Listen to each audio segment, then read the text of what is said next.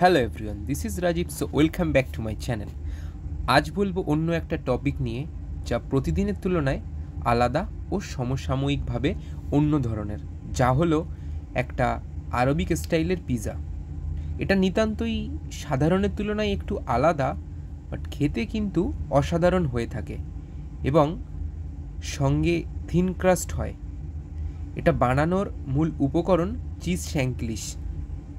আশা করি এটা আগে কখনো শোনেননি শ্যাঙ্কলিশ, কিন্তু সঙ্গে আছে অনেক কিছু।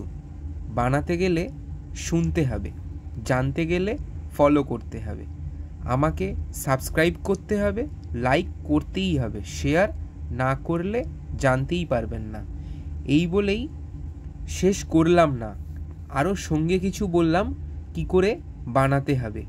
বানানোর কিছু উপকরণ আমি শেষে দিয়ে দেব, আমাকে ফলো করুন। আমি আরও অনেক কিছু বলবো আমার এই চ্যানেলে। শুধু আমি খাবার সম্পর্কিত না, অনেক কিছুই বলি। সঙ্গে আজকে যেটা বানানো হলো চিজ শ্যাঙ্কলিশ, এটার উপকরণ আমি লাস্টে পুরো ভালোভাবে ডেসক্রিপশনে দিয়ে দেব।